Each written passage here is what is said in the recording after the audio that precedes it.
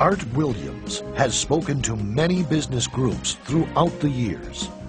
The following speech was delivered to the 1987 National Religious Broadcaster Convention and has become a classic example of Art's philosophy on winning in business. It is simply entitled, Do It.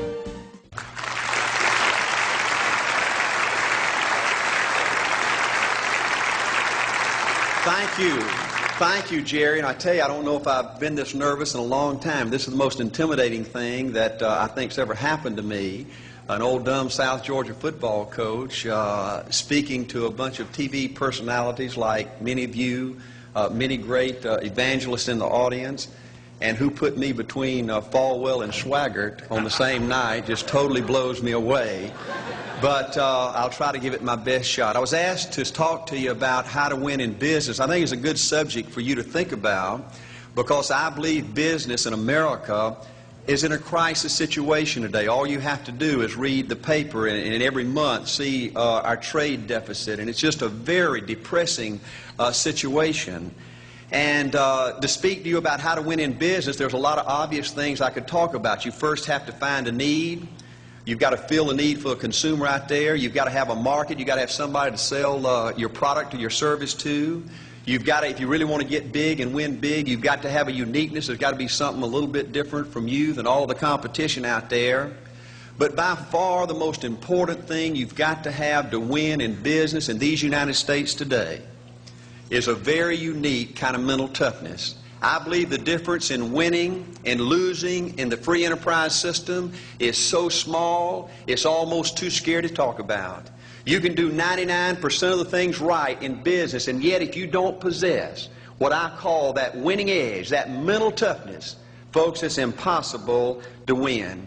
I believe the thinking in corporate America has been screwed up over these last 20 or 25 years, and I believe this screwed up kind of thinking started in our big liberal universities today.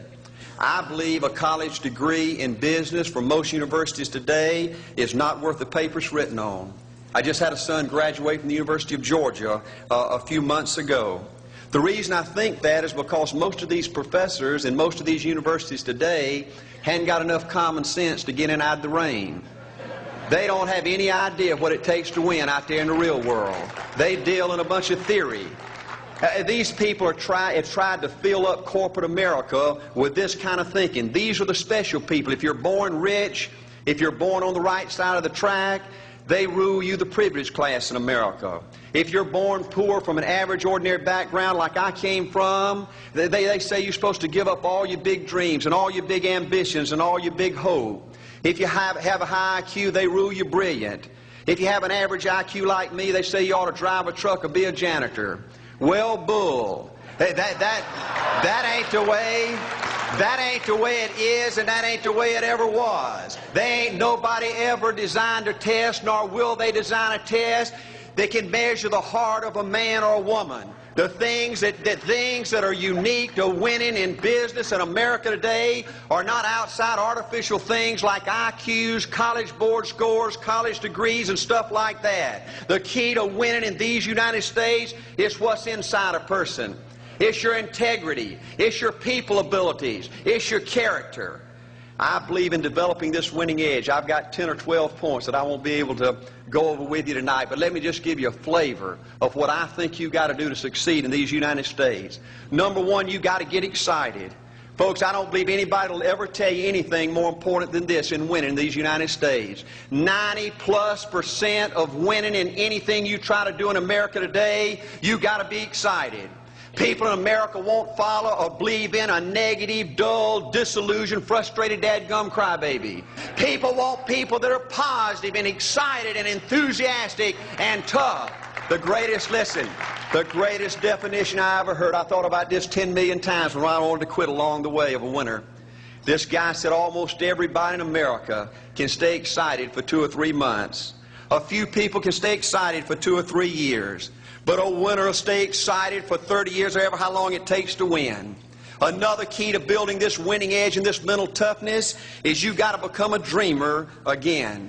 You know, I'm a Methodist, and we just changed ministers a few weeks ago, and our new minister came in, and the church was just packed. And the first thing he said, well, it looks like everybody came out to see the monkey perform. And the second thing out of his mouth, he said, for a church to be a great church, you got to have a dream. If you don't have a dream, you're dead. And boy, I sat up and I said, man, me and this guy are going to get along good because he knows what he's talking about. See, folks, I believe in order to win, you got to feel good about yourself. When I was coaching football for 7 years back in Georgia, and I had a paddle in my coaching office. It was about this thick and this long. And in the fat end, I had little holes bored in it so you could really get some speed and blister their little butt, you know, when they misbehaved. And I had a rule on my football team that if any kid said, I can't, if any football player heard one of my football players said, I can't, he got to bring him in the coach's office and give him 3 licks. And it took me about a month to get all that thinking out of my players every year, you know. And I'd have football players knock on my door at recess and at lunch and after school. And he said, Coach, he said it. Coach, he said it. And I'd make that kid bend over, and I'd give that other kid the board. He'd bust him 3 times. And folks, it didn't take long. You couldn't create a word game to get one of my kids to say I can't. Bring it home a little bit more personal. When April and little Art were just this little and could understand words, every time they said I can't, I made them do 3 push-ups. Folks, there ain't nothing you can't do in America if you want to bad enough. Another key in building this winning edge is, folks, you got to stand for something. People in America, the good people in America, are fed up with these dadgum fence sitters and mealy mouths. Corporate America has an especially black eye in business today. Most people in America think you can't find a company. They think you can't find a salesperson that'll tell you like it is and stand behind their word. They think these companies will sell anything, say anything, just to make a sale, just to make a profit. Well, you know what? Folks, if you want to win in the free enterprise system in America today, you got to stand for something. And another point, thank you, is yes, you're going to be controversial. Folks, if you want to win in these United States today, just get ready. You're going to be controversial. The only way not to be controversial is to be average and ordinary. They just call me anything but average and ordinary. Now, I know some of you might say, well, you know, I don't think I like Art Williams. You know, he sounds like an old tough butt to me. Well, folks, I'm telling you, you can be good and tough at the same time. I bet nobody's ever talked to a religious broadcaster like that.